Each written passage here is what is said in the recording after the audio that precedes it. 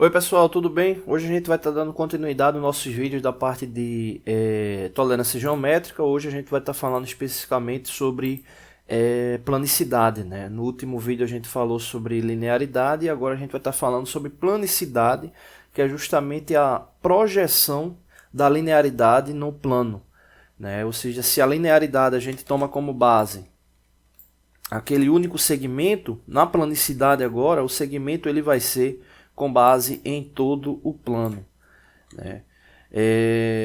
Como é que funciona, né, essa medição? A planicidade, exemplo, vamos supor que aqui a indicação seja de... Vou mudar aqui a cor. Vamos supor que a indicação seja 0,05 centésimos de planicidade, né? Vou fazer aqui o símbolo.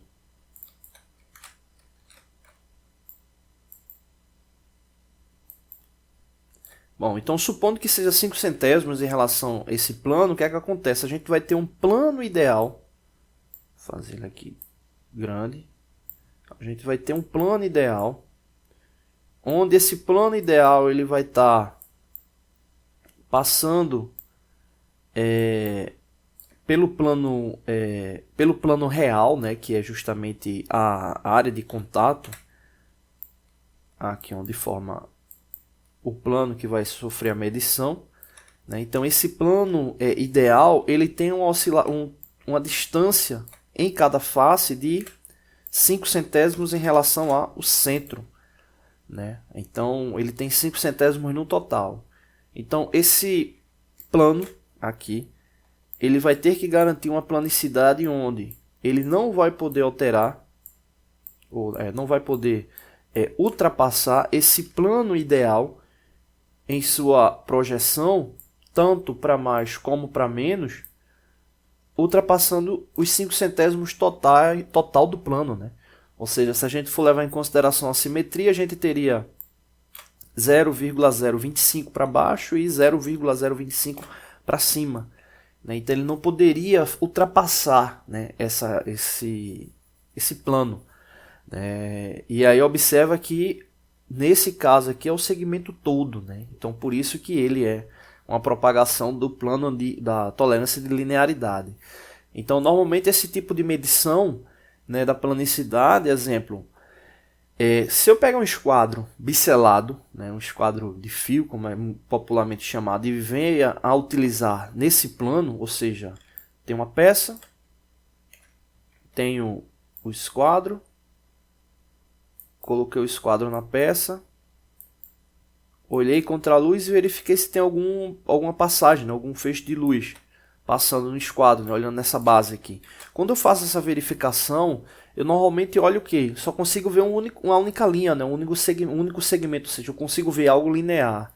Só que normalmente o que é que a gente faz? A gente verifica em vários pontos, né? Ou seja, a gente verifica em vários pontos para garantir a planicidade do elemento, ou seja, estou verificando vários pontos para verificar se aquela planicidade é real, porque já que a gente está levando em consideração um plano, ou seja, a gente poderia medir aí infinitas vezes para poder ter uma relação de um plano ideal, né? Só que na prática não é isso que acontece. Normalmente se tem um padrão de medição, né, desenvolvido pelo controle de qualidade, visando justamente manter aquele padrão, a sua reprodutibilidade nos elementos a serem fabricados, né? Então, como é que a gente vai fazer a medição da planicidade, né? Normalmente você pode fazer essa medição com máquina tridimensional ou com o próprio relógio apalpador também você consegue ter essa verificação, né? Ou seja, pegar um ponto zero dessa face e verificar a sua projeção, né, em um determinado contorno, assim também como é possível fazer na tridimensional, e verificar quanto é que vai ter de oscilação nesse plano, lembrando que nesse nosso caso ele não pode estar ultrapassando os 5 centésimos aqui indicado, né? Então a planicidade é uma tolerância já diferente da linearidade, muito comum, né? Já que a linearidade ela tem como base um segmento, a planicidade ela tem como base todo o plano, né? Então é uma tolerância muito mais comum de se ver, tá bom? Não deixe de se inscrever no canal, toda semana tem vídeos novos. Valeu! Oi pessoal, tudo bem? Hoje a gente vai dar continuidade às aulas da parte de tolerância geométrica. Hoje a gente vai falar especificamente sobre a tolerância de circularidade. A gente já falou sobre as tolerâncias de linearidade e planicidade, né? As peculiaridades que as duas possuem, né? A linearidade, ela trabalha com a propagação apenas em um único vetor linear, né? Com base na propagação da superfície geométrica analisada, né? Ou da linha analisada naquela superfície. E a planicidade, ela trabalha com a propagação, né? Então ela trabalha com toda aquela relação bidimensional do plano onde se está analisando. A circularidade, ela é similar à linearidade. Ela trabalha com a mesma característica, só que em um contorno circular, né? A propagação da circularidade é justamente a cilindricidade, que é o que a gente vai estar vendo na próxima aula. Então, no caso da circularidade, a gente vai tomar como base um contorno em um segmento circular, né? Então, esse contorno ele vai ser definido justamente em um ponto específico daquele segmento, né? A cilindricidade, ela já leva em consideração a propagação daquele contorno, né? Então, assim como a linearidade ela não é tão comum de ser utilizada, a circularidade ela também não é tão comum de ser utilizada, levando em consideração que ela leva apenas esse segmento circular. Mas ela é necessária em alguns casos, principalmente quando se tem superfícies complexas, né? Ou melhor, né? Você tem a junção de várias superfícies complexas em um elemento mecânico e muitos desses elementos são cilindros. Então, para diminuir o nível de análise, né, e se manter uma propagação ainda considerável, se leva em consideração a circularidade, né? Então, a circularidade ela toma como base esse segmento circular, o qual, exemplo, vamos supor que a gente queira ver, supondo que esse cilindro aqui, a gente vai pegar um segmento dele e a circularidade analisada seja de 0,05. Então, com base na linha real desse elemento, né, ou seja, na linha de composição real dele, né, ou seja, o segmento fixo, né, realizado, a gente vai tomar como base um contorno circular, que ele vai ter uma propagação de 0,025 para mais e 0,025 para menos, né? Ou seja, dando a ele um contorno, né? Vou colocar aqui apenas como espessura, um contorno de 0,05, né? Que é justamente a indicação que se tem aqui da tolerância. Então, essa circularidade oscilando para mais ou para menos, ultrapassando esse valor, né? Dessa relação simétrica aí de 0,025, né? Ou seja, a metade desse valor para mais ou para menos, né? Somando os dois campos vai dar 0,05. Então, ultrapassando esses valores, a tolerância ela vai ser considerada, ou melhor, né? A medida real ela vai ser considerada errada com base na tolerância indicada, né? Então, se você tem, exemplo, um segmento circular, né? E esse segmento circular, ao analisar a circularidade dele, os pontos de medição, vamos considerar aqui 4 pontos de medição. Tomou como base um ponto 0, né? Um ponto 0, e aí a propagação para os demais pontos, para o ponto 1, para o ponto 2 e para o ponto 3, vamos supor que no ponto 1 o valor deu 0,01, né? Vamos colocar aí positivo. O 2, 0,015, né, positivo também. E o terceiro ele teve uma depressão, vamos colocar aí, de menos 0,04, né? Ou seja, ele ultrapassa o limite, né? Ele ultrapassa o limite, então aqui a gente tem como uma indicação errada, né?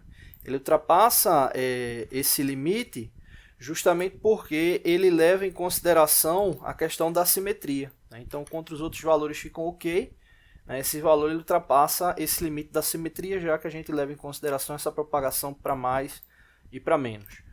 Lembrando sempre que a circularidade ele vai pegar apenas um único contorno, né? Se for para levar em consideração a propagação do cilindro, aí já entra a cilindricidade, que é o que a gente vai estar falando na próxima aula, tá bom? Não deixe de se inscrever no canal, toda semana tem vídeos novos. Valeu! Oi pessoal, tudo bem? Hoje a gente está dando continuidade às nossas aulas da parte de tolerância geométrica, né? Hoje a gente vai estar falando sobre cilindricidade, né? A gente já falou sobre linearidade, sobre planicidade, sobre circularidade, agora a gente vai estar falando sobre cilindricidade, né? A cilindricidade, assim como a planicidade, ela toma como base a propagação da sua tolerância inicial, né, a sua tolerância base, né? No caso, a tolerância base da cilindricidade é a circularidade, né? Ou seja, a circularidade ela toma como referência justamente a relação da condição desse segmento circular, né, sendo analisado em um único espectro, e no caso da cilindricidade ele toma como base a propagação, né, daquela figura cilíndrica, né, como um todo, né, levando em consideração o ponto a ser analisado, né. Você pode ter exemplo, tomar como base isso aqui, eu posso ter análise de cilindricidade somente nesse segmento, né, eu posso fazer essa análise só nesse segmento, ou ter duas tolerâncias de cilindricidade nos dois segmentos aqui, né? Ou seja, uma tolerância específica para um ponto, uma tolerância específica para o outro, mas eu vou estar verificando aquele segmento, né? Então, a tolerância de cilindricidade ela tem como base esse tipo de informação. Exemplo aqui, a gente tem como referência esse segmento, né? Esse cilindro, e aqui tem a indicação justamente de 5 centésimos de cilindricidade, né? Então, a lógica é muito parecida com a de circularidade, né, onde você vai ter o elemento real, e esse elemento real ele não pode estar oscilando mais do que 5 centésimos, né, tomando como base um elemento inicial, né, vou colocar aqui, que é um elemento inicial. Então, essas marcações que estão aqui de verde, né, ela representa tolerância, né? Então, essa tolerância aí desse cilindro, né, com base na linha real, ele não vai poder ultrapassar mais do que 5 centésimos, né, de tolerância, né? A questão da medição, ela toma como base também a medição de um padrão, né? Então, a cilindricidade, assim como a circularidade, exemplo, se você for fazer a medição com relógio apalpador, se torna um pouco mais complexo o processo, né, e acaba não sendo tão preciso. O ideal é que realmente seja uma medição por meio de uma máquina de medir por coordenadas, né, uma máquina tridimensional. Quando a gente terminar essas aulas de tolerância geométrica, a gente vai dar um foco nessa parte de medição tridimensional. Então, com base nesse plano criado pela máquina de medir tridimensional, né, esse plano zero, você vai ver justamente as oscilações que ocorrem, né, por base desse modelo matemático, né, de contato da máquina tridimensional, o qual você vai indicar para ela que é um segmento cilíndrico, né, circular, e com base nesse elemento circular ele vai criar esse modelo matemático, né, e vai verificar as oscilações. Por exemplo, um cilindro precisaria de pelo menos 6 pontos para ter uma relação de precisão boa, né, indicação do processo, né.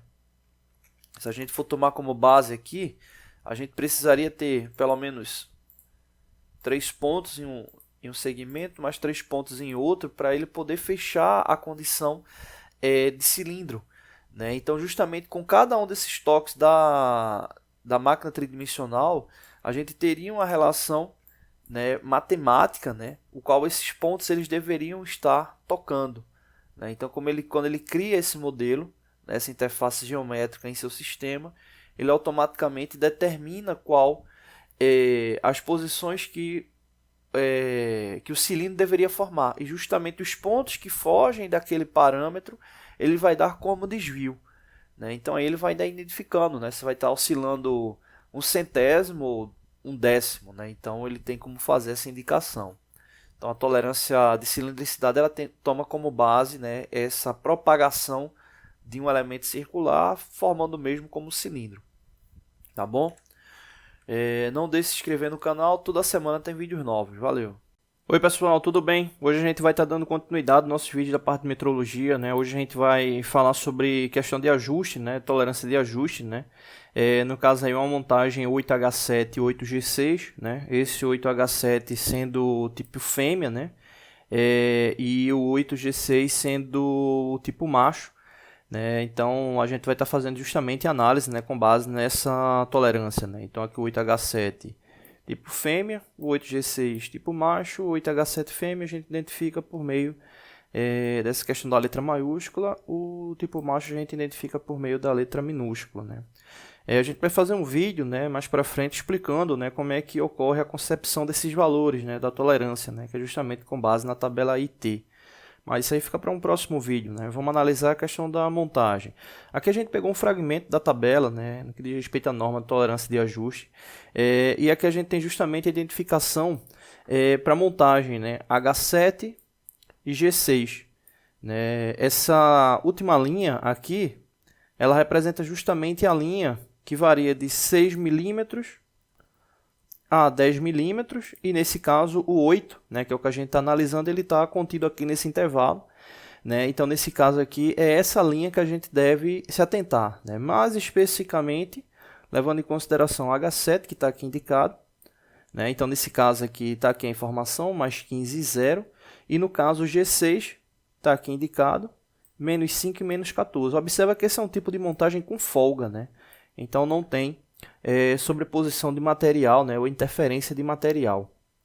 Bom, então o que é que a gente vai analisar? A gente vai analisar as variações de valores máximos e mínimos, né, tanto para o H7 como o G6, né, o 8H7 e o 8G6, e a montagem dos dois. Né? Então a gente dividiu esse vídeo em 3 partes, vamos falar agora inicialmente sobre o 8H7.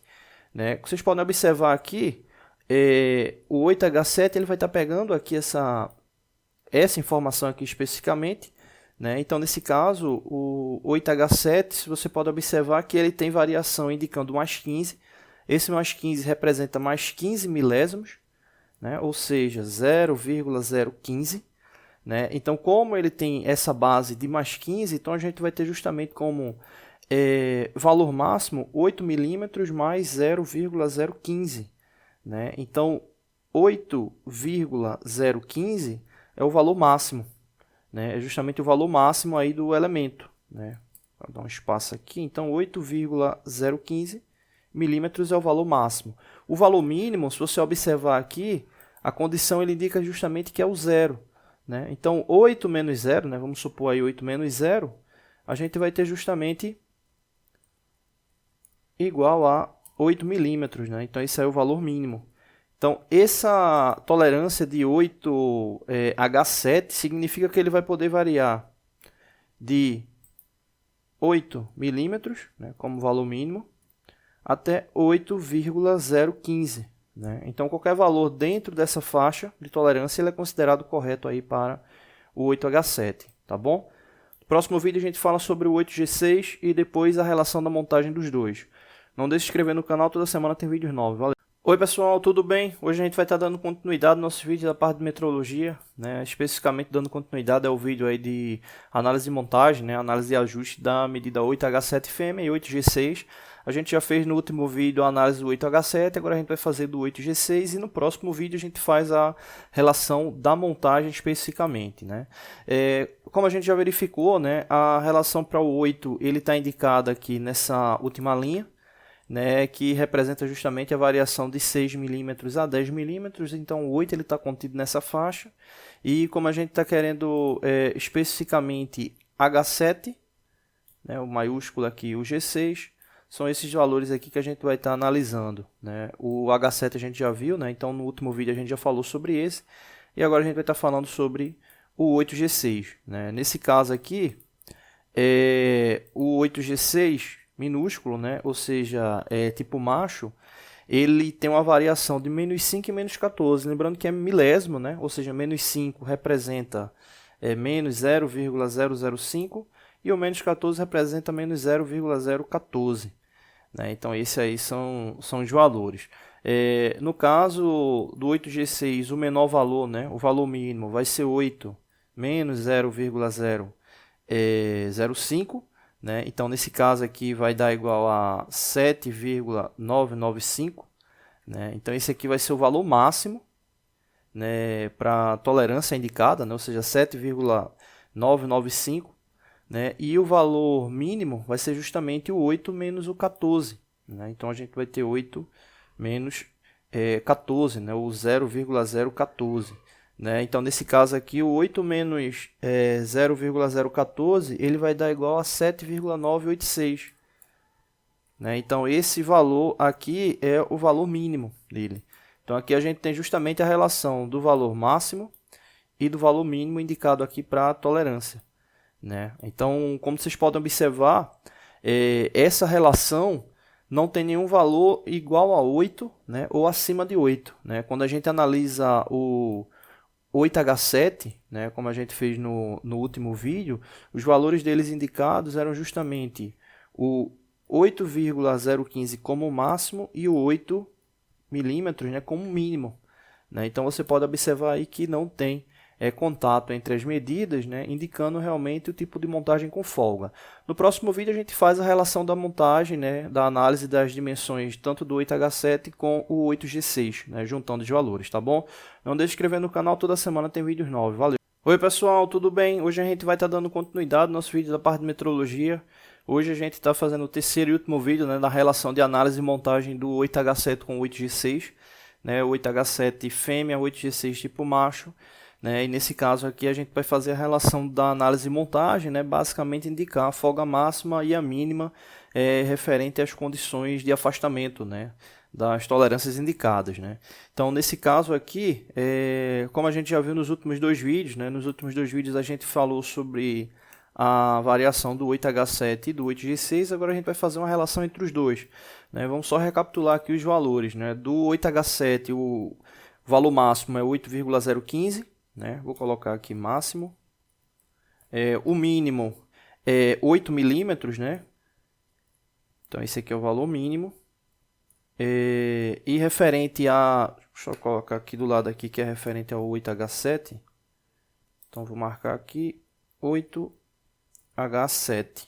Né? Então essa aqui é a relação para os valores aqui indicados. Aqui embaixo eu vou colocar justamente o do G6. Né? Então, no caso aqui, o valor mínimo ou máximo do 8G6 vai ser 8 menos 5 milésimos, né? Então, vai dar 7,995. Né? Esse aqui é o máximo.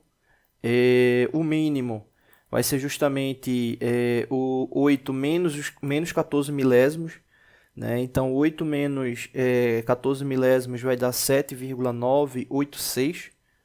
Né? Então, esse aqui é o valor mínimo. Né? Então aí a gente tem a relação dos dois valores. Né? Só marcar aqui que é o 8G6 minúsculo. Né? Então aqui vou só isolar aqui. Então aqui a gente tem a relação dos valores possíveis, né? Para o 8H7 e do 8G6, né? Máximo e mínimo.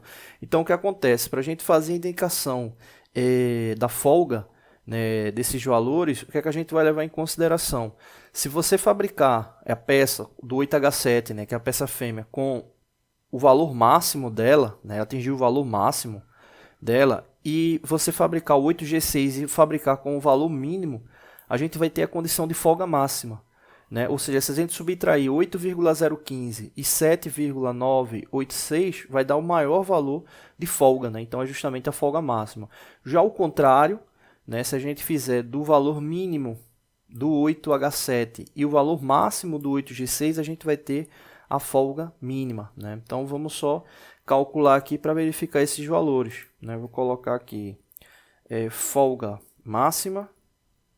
A folga máxima que justamente vai ser o maior valor, né, da indicação tipo fêmea, né, o máximo dele, menos o mínimo da indicação tipo macho, né? Então 7,986. Você pergunta de, poxa, mas qual é a importância disso? Essa relação ela te dá uma condição de análise de montagem, levando em consideração desgaste, capacidade de lubrificação, vibração do mecanismo, né? Então é importante ter essa análise de relação de folga máxima e mínima para que o mecanismo ele venha funcionar perfeitamente, né? Então, fazendo aí a subtração para encontrar a folga máxima, a gente vai encontrar 0,029, né?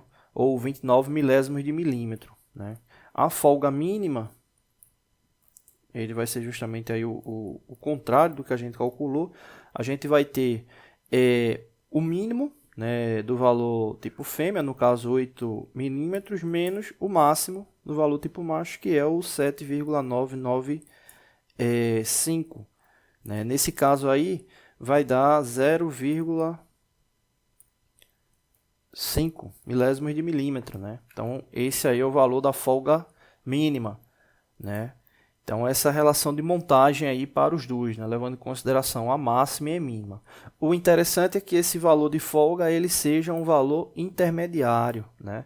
Então, se a gente pegar o 0,029, somar com o 0,05, né? A gente tem como tirar uma média, né? E identificar aí a folga intermediária, né? Que é a ideal para o sistema, né? Então, nesse caso aí, uma folga intermediária, ela daria a relação aí de folga de 12 milésimos de milímetro, né? Ou seja, fazendo a relação da soma dos dois e fazendo a relação da subtração de 0,029 menos o 0,05, né? E aí fazendo a divisão por 2, a gente chegaria aí essa condição aí de 12 milésimos, tá bom? Mas a relação principal que a gente quer verificar aqui no caso é a folga máxima e a folga mínima, está aí verificado. Lembrando justamente que é importante para as condições de montagem aí dos mecanismos, tá bom? Não deixe de se inscrever no canal, toda semana tem vídeos novos, valeu!